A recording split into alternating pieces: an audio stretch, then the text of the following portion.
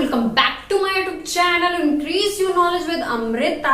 I am Amrita and I am your online teacher. So guys, in this tutorial we are going to discuss one programming example on C, and that is write a program to check that the given number is perfect number or not. In my previous video, we had already discussed about some programming example on C. So guys, if you haven't watched my previous video, then go and watch my previous video first, then come to this video. तो आज के video में हम discuss करने वाले हैं that the given number or the given input is perfect number or not. ये आपको चेक करना है. That's it. So for solving this programming example, you should know about perfect number. You should know that which number are known as perfect number.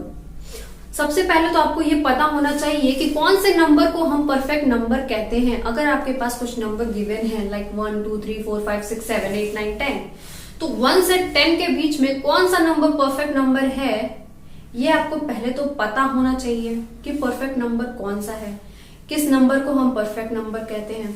नहीं पता है तो मैं यहाँ पर हूं बताने के लिए. फॉर एग्जाम्पल, अगर मैंने कुछ नंबर ले लिए लाइक 4 5 6 7 एंड 8, ये 5 नंबर मैंने ले लिया है 4 5 6 7 8, और मैंने आपसे ये बोला कि बताओ इन नंबर में से कौन सा नंबर परफेक्ट नंबर है. सबसे पहले हम मैथमेटिकल कॉन्सेप्ट को देखते हैं, उसके बाद हम इसको प्रोग्रामिंग में कन्वर्ट करेंगे. ठीक है, तो यहाँ पे अगर आपको सब परफेक्ट नंबर फाइंड करना है तो फर्स्ट ऑफ ऑल आपको इनके डिवीजर फाइंड करने पड़ेंगे. You need to find the divisor of all this number. तो अगर मैं बोलूं कि 4 का डिवीजर क्या है, 1 है 2 है एंड 4 है, वो नंबर खुद का भी डिवीजर होता है, सबको पता है. यहां पर 1 है 5 है, यहां पर 1 है 2 है 3 है 6 है, यहां पर 1 है 7 है. In the case of 8, 1 2 4 and 8 are the divisor of this number. इतनी हो गई, इतना बात हो गया क्लियर. अब मैंने क्या बोला कि परफेक्ट नंबर अगर आपको फाइंड करना है तो क्या निकालना पड़ेगा, डिवीजर. सबसे पहले आपको डिवीजर फाइंड करना पड़ेगा. ध्यान में रखना, यही चीज हम प्रोग्रामिंग में भी सेम कॉन्सेप्ट फॉलो करने वाले हैं कि हम डिवीजर फाइंड करेंगे सबसे पहले. क्लियर हो गई बात. अब देखो, अब मैंने बोला कि अब आपको फाइंड कर क्या करना है, कैलकुलेट करना है. क्या कैलकुलेट करना है, the sum of the divisor, sum of the divisor. तो एक बात का यहां पे ध्यान देना, क्या कि जो सम में जो डिवीजर इंक्लूड होंगे उसमें वो नंबर खुद इंक्लूड नहीं होना चाहिए. उसमें ये नंबर इटसेल्फ ये खुद इंक्लूड नहीं होना चाहिए. अगर मैंने बोला in the case of perfect number find the sum of all divisor, तो वहां पर वो नंबर खुद प्रेजेंट नहीं होना चाहिए, यानी कि डिवीजर में वो नंबर खुद नहीं आना चाहिए. तो मैंने क्या किया, यहां से इसके डिवीजर में से वो नंबर क्या किया, हटा दिया. ठीक है, हमको सिंपली क्या करना है, ये नंबर कैलकुलेट करना ही नहीं है, लेना ही नहीं है खुद. तो अब अगर हमको सम फाइंड करना है तो 1 + 2 + 3 = 6, यहाँ पे 1, यहाँ पे 1 + 2 = 3, यहाँ पे 1, यहाँ पे 1 + 2 + 4 = 7. हमको रिजल्ट क्या क्या मिला, ध्यान दे देना. ठीक है, अब देखो, अब यहाँ पर जो रिजल्ट हमको मिला है, जो सम का रिजल्ट मिला है, डिवीजर के सम का जो रिजल्ट मिला है, क्या वो ओरिजिनल नंबर के इक्वल है क्या वो ओरिजिनल नंबर के इक्वल है क्या. जहां पर इक्वल होगी वो नंबर हमारा हो जाएगा परफेक्ट नंबर. That's it. इतना ही कॉन्सेप्ट है इसमें परफेक्ट नंबर में. आई होप कि आपको समझ में आ गया होगा कि सबसे पहले हमको क्या फाइंड करना है, हमको फाइंड करना है डिवीजर, देन डिवीजर का सम निकालना है. और सबसे मेन बात ये कि जो हम डिवीजर का सम निकालेंगे उसमें डिवीजर में वो नंबर खुद इंक्लूड नहीं होना चाहिए. दैट मीन्स कि अगर हमको 6 का डिवीजर निकालना है तो वहां पे 1 2 और 3 ही आना चाहिए, उसके आगे यानी कि 6, यानी कि वो नंबर खुद नहीं आना चाहिए. ठीक है, और फिर उसका हम सम निकालेंगे, और सम की वैल्यू अगर ओरिजिनल नंबर के इक्वल होगी तो वो नंबर हमारा क्या हो जाएगा, perfect number. So in the case of 4 5 6 7 8, 6 is perfect number and 4 5 7 8 is not perfect number. Clear हो गई बात, क्लियर. अब चलो प्रोग्रामिंग देखते हैं. सिंपल सा है, हमको डिवीजर फाइंड करना है। तो अगर मैं बोलूं कि डिवीजर फाइंड करना है तो क्या इस केस में रिमाइंडर 0 आना चाहिए? क्या रिमाइंडर 0 आना चाहिए ना? अब देखो प्रोग्राम करके ही बताती हूँ। हैज इंक्लूड स्टूडियो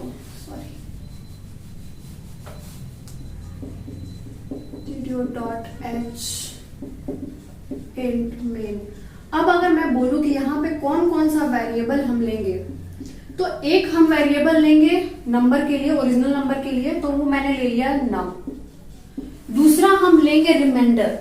रिमाइंडर क्यों लेंगे? कि जिसका रिमाइंडर 0 आएगा, जहां पर रिमाइंडर जहां पर रिमाइंडर 0 आएगा वो नंबर ओरिजिनल नंबर का डिवीजर हो जाएगा। क्या अगर मैंने बोला कि एक मैंने लूप चलाया और वहां पे मैंने 6 और एक कोई नंबर आया दैट इज 2, तो क्या इस केस में अगर रिमाइंडर 0 आ जाएगा तो जो 2 है वो ओरिजिनल नंबर का यानी कि 6 का डिवीजर हो जाएगा? क्या तो यहाँ पे इसलिए ये प्रोसेस को करने के लिए हम यहाँ पे एक REM यहाँ पे एक वेरिएबल लेंगे।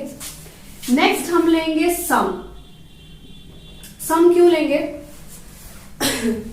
सम क्यों लेंगे कि वहां पर हम ऐड करेंगे जितने भी हमको डिवीजर मिलेंगे, जितने भी हमको डिवीजर मिलेंगे उनको हम क्या करेंगे? सिंपली ऐड करेंगे। हो गया बात क्लियर? अब देखो स्टार्टिंग में मैंने सम की वैल्यू क्या ले ली? 0। ये 3 वेरिएबल ले लिए मैंने। अब मैंने क्या किया? यूजर से बोला कि बताओ नम की वैल्यू क्या है। Enter the value of num. User ने इनपुट दे दिया आपको। क्लियर? अब मेन कहानी स्टार्ट होती है। अब मेन कहानी यहाँ पे स्टार्ट होती है ये कि अब हम यहाँ पे लूप चलाएंगे, लेकिन लूप कहां से कहां तक चलाएंगे? अगर आपको याद हो तो मैंने प्राइम नंबर चेक करने का भी एक एग्जाम्पल बताया हुआ है सी में, और प्राइम नंबर चेक करने का एग्जाम्पल जो बताया था तो वहां पे मैंने बताया था डिवीजर निकालना। डिवीजर की किसी भी नंबर का जो डिवीजर होता है वो उस नंबर के हाफ से, मैक्सिमम जो सबसे हाईएस्ट डिवीजर होता है वो उस ओरिजिनल नंबर के हाफ से ज्यादा नहीं हो सकता है, या उस नंबर के हाफ के आगे कोई ऐसा नंबर नहीं मिलेगा जो उस नंबर को डिवाइड कर सके। फॉर एग्जाम्पल अगर मैं 6 की बात करूं तो इसका जो सबसे मैक्सिमम डिवीजर होगा वो क्या होगा? 3 होगा। वो क्या होगा? 3 होगा। ये खुद तो होगा ही होगा, लेकिन यहाँ पे हमको खुद ओरिजिनल नंबर को डिवीजर में ऐड नहीं करना है in the case of perfect number. ठीक है, तो यहाँ पे मैंने क्या देखा कि जो हाईएस्ट, जो सबसे मैक्सिमम डिवीजर है वो क्या है? 3 है, और ये इसका हाफ है। क्या 6 का ही हाफ है? अब 6 के हाफ के आगे यानी कि 3 के हाफ के आगे क्या आता है? 4 आता है। तो क्या 4 6 को डिवाइड करेगा? क्या 5 6 को डिवाइड करेगा? क्या फॉर एग्जाम्पल अगर आपने 100 ले लिया, 100 डिवाइडेड बाई 2 इसका हाफ यानी 50। अब 50 के आगे कोई ऐसा नंबर नहीं आएगा जो 100 को डिवाइड कर सके। तो हमारा जो लूप चलने वाला है वो n/2 यानी कि num/2 ओरिजिनल नंबर के हाफ तक ही चलेगा। क्लियर है? तो मैंने यहाँ पे लिखा for i is equal to, देखो यहाँ पे एक i भी लेंगे, तो आप चाहे यहाँ पे इनिशियलाइज कर लीजिए या यहाँ पे। ठीक है, i is equal to 1, i less than और equal to what? num divided by 2। Clear? And i plus plus. Clear है? अब देखो, अब यहाँ पे रिमाइंडर का फंडा आएगा कि रिमाइंडर इज इक्वल टू नम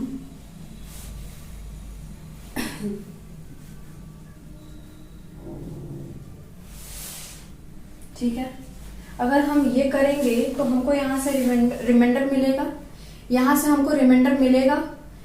अगर अब मैंने यहाँ पे ये बोला कि अगर रिमाइंडर की वैल्यू 0 आ गई अगर रिमाइंडर की वैल्यू 0 आ गई तो वो जो नंबर होगा, सॉरी नॉट 2, यहाँ पे हम लेंगे आई, ध्यान देना, नॉट 2 आई, ठीक है।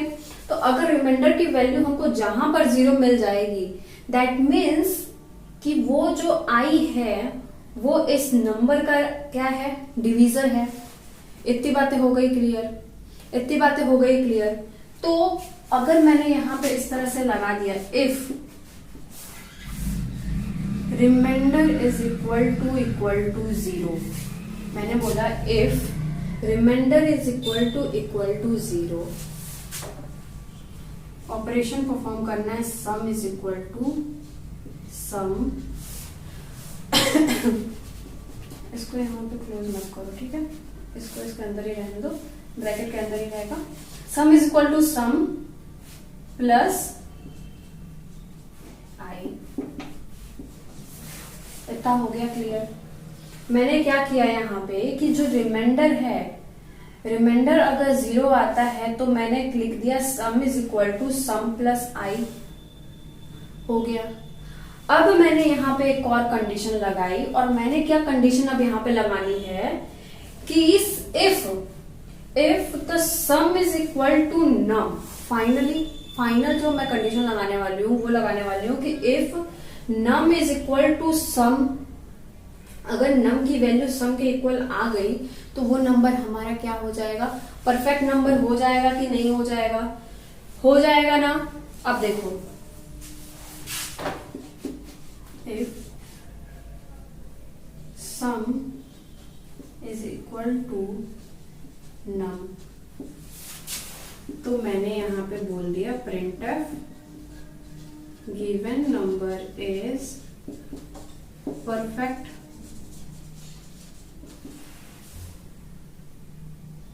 Else, printf given number is not perfect.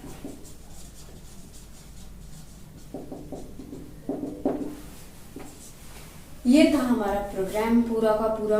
क्या किया है मैंने यहाँ पे, ध्यान देना, देखो ये ब्रैकेट आई थिंक यहाँ पे क्लोज भी होगा, आप चाहें तो ये ब्रैकेट यहाँ पे लगा सकते हैं, नहीं भी लगा सकते हैं, सिंगल इफ के लिए जरूरी नहीं है ब्रैकेट लगाना, तो आप यहाँ पे ब्रैकेट लगा भी सकते हैं, नहीं भी लगा सकते। अब देखो यहाँ पे मैंने बोला, यहाँ पे मैंने क्या किया है, यहाँ पे मैंने रिमाइंडर चेक किया है कि अगर रिमाइंडर 0 आ जाता है तो वो जो आई होगा वो नम का क्या हो जाएगा, डिवीजर हो जाएगा। n/2 तक चलाया है, यानी कि यहाँ पे वो नंबर खुद डिवीजर में नहीं आएगा, क्योंकि हाफ तक ही चलाया है। सबसे हाईएस्ट डिवीजर यहाँ पे मिलने वाला है वो उसका हाफ ही मिलने वाला है, ठीक है। और उसके हाफ के आगे ऐसा कोई नंबर नहीं आता है जो उस नंबर को डिवाइड कर सके। सबसे पहला बहुत अच्छा कॉन्सेप्ट तो ये है।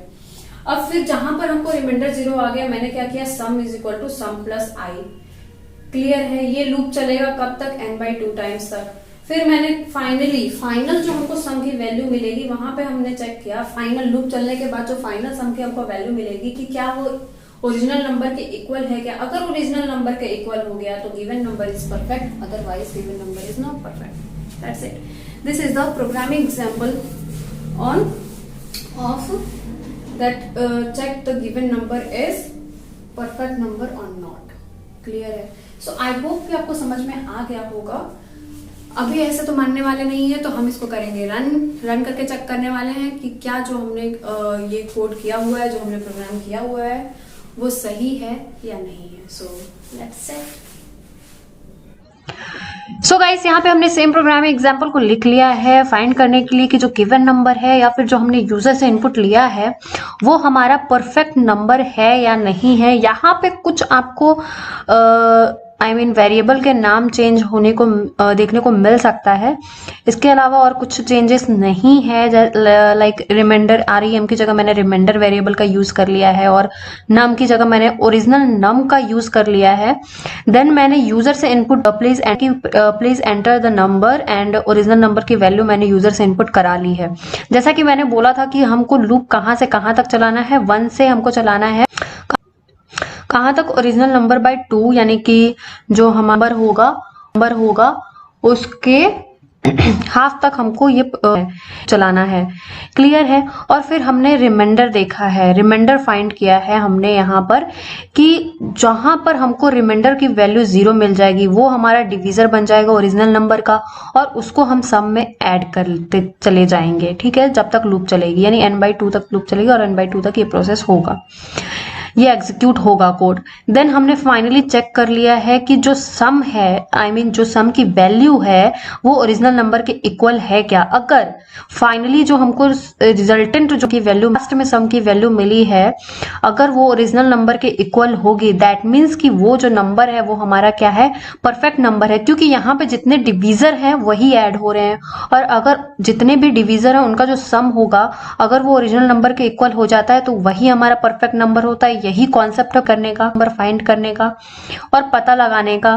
तो और अगर ऐसा नहीं होता है दैट मीन्स कि वो नंबर हमारा परफेक्ट नंबर नहीं है। Let's run this exam program, like enter 6, clear, given number is perfect number, ठीक है। तो हमारा जो कोड है वो बिल्कुल सही से काम कर रहा है। अगर आप दूसरे नंबर पे देखना चाह like 5, so given number is not a perfect number, यानी कि हमने जो कोड किया है वो बिल्कुल सही है। सो आई होप कि आपको समझ में आ गया होगा। ध्यान देना, यहाँ पे शायद मैंने बोर्ड में साइन अलग दे दिया था, तो वो अगर ये इसको इस तरह से लिखा जाता है, ठीक है, लेस देन और इक्वल टू, मैंने ऐसे मैथमेटिक्स वाला साइन दे दिया था गलती से, तो यहाँ पे ध्यान दे देना, ठीक है। बाकी सब हमारा प्रोग्राम बिल्कुल सही है। सो आई होप कि आपको समझ में आ गया होगा। सो आई होप कि आपको समझ में आ गया होगा। तो अगर आपको मेरी वीडियो पसंद आई हो या कुछ भी सीखने को मिला हो तो प्लीज मेरी वीडियो को लाइक करें, मेरे चैनल को सब्सक्राइब करें and don't forget to share with your friends and family. Thanks for watching, मिलते हैं नेक्स्ट वीडियो में। Thank you.